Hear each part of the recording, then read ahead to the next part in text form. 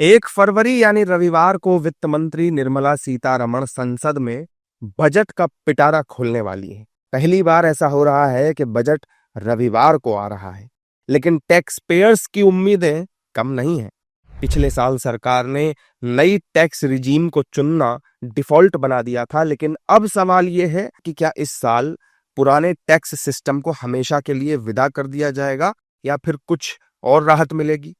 सवाल है कि किसे क्या मिलने वाला है और क्या बजट 2026 राहत भरा है। हालांकि ये तो रविवार को दोपहर 12 बजे तक स्पष्ट हो जाएगा, लेकिन बजट को लेकर नेताओं की प्रतिक्रियाएं आने लगी हैं।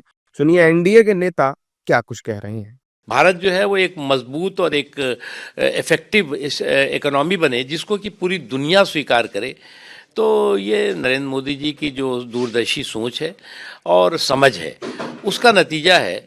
और इसीलिए जो तूफानों में बढ़ते जा रहे हैं वही दुनिया बदलते जा रहे हैं। तो तूफानों में भी जो है वो हम मजबूती के साथ अपने देश की इकोनॉमी और अपने देश की व्यवस्था को जो है वो मजबूत भी रखा है और महफूज भी रखा है। आर्थिक सर्वेक्षण आया हमारा, तो आर्थिक सर्वेक्षण एक तरीके का जो आर्थिक हमारा जो वास्तविकता होती है, यथार्थ होता है और जो आत्मविश्वास का दस्तावेज है एक प्रकार का वो, और उसमें इस प्रकार का जो स्वरूप उभर कर आया है कि ये कि राजनीतिक घोषणा नहीं है, देश की अर्थव्यवस्था का ये एक ईमानदार एक्सरे है।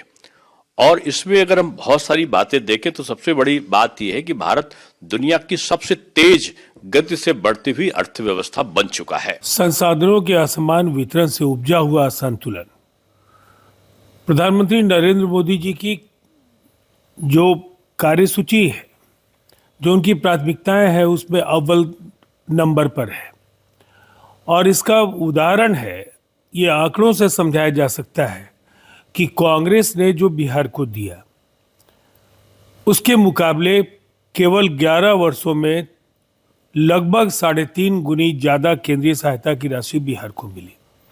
पिछले 2 बजट बिहार के नाम रहे हैं और बिहार का जितना नुकसान कांग्रेस की हुकूमत के दौरान 6 दशकों में हुआ है, उसकी भरपाई लगातार प्रधानमंत्री नरेंद्र मोदी जी के कार्यकाल में होती रही है। इस बजट से भी हम लोगों की उम्मीदें हैं कि अनेक क्षेत्रों में हम बेहतर कर रहे हैं और यहाँ केंद्रीय सहायता से, बजटीय प्रावधानों से बिहार के विकास को नए आयाम हम दे पाएंगे।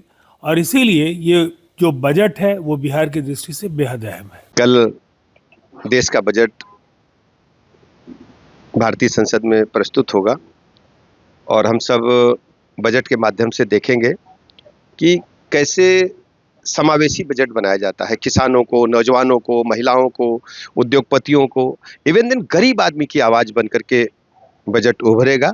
मैं आदरणीय प्रधानमंत्री नरेंद्र मोदी जी को बहुत बहुत अभिनंदन करता हूं। 14 से अब तक बहुत कुछ देश में परिवर्तित हो चुका है। 25 करोड़ लोग गरीबी की रेखा से ऊपर आए हैं और इस बजट में भी मैं उम्मीद करता हूं समावेशी बजट होगा, सबको साथ लेकर के चलने वाला होगा और विकसित भारत के संकल्प को पूरा करने वाला बजट होगा। जबकि विपक्ष रविवार को आने वाले बजट को लेकर महंगाई, गरीबी और किसानों के मुख्य मुद्दों पर सरकार के विचार किए जाने की बात कह रहा है। किसान दुखी है, रो रहा है खून के आंसू। गन्ने का दाम नहीं, कभी चीनी 22 रुपए किलो हुआ करता था तो गन्ने का दाम 350 रुपए कुंटल था और आज 44 रुपया है, तो मात्र 400 रुपए कुंटल गन्ने के मिल रहे हैं। उम्मीद है सरकार इस बजट में गन्ने के लिए कुछ अलग से प्रावधान करेगी। लागत के सापेक्ष गन्ने का जो या फसलों का जो दाम था वो सरकार नहीं दे पा रही है, दोगुने की बात की थी। हमें उम्मीद है कि सरकार किसानों के लिए कुछ ऐतिहासिक निर्णय लेकर आएगी और जो किसान कर्जे के नाते दुखी है उनका कर्जा माफ करेगी। अरे बिहार को क्या उम्मीद है? अभी तक बिहार को क्या मिला? सिर्फ चुनाव के समय तक जब आता है उस समय घोषणा कर दिया जाता है। बिहार की तो हर बार उपेक्षा हुई है जब जब मोदी जी सरकार का बजट आया है। न विशेष राज्य का दर्जा, न विशेष पैकेज, पटना यूनिवर्सिटी को सेंट्रल यूनिवर्सिटी तक का दर्जा नहीं। अब क्या देंगे बिहार को? अब तो मशीनरी तंत्र से ही चुनाव जीतना है, तो अब बिहार की जनता को क्या देना है। जानकारी के मुताबिक ये बजट 2026 का फोकस सिंप्लिसिटी और क्लैरिटी पर है, जिससे आम आदमी को उलझे नियमों से राहत मिल सके। अब से कुछ ही घंटों के बाद देश भर में ये चर्चा हो रही होगी कि किसे और किस सेक्टर में क्या और कितना मिला। बाकी आप भी बताएं, आपको इस बजट से क्या उम्मीद है।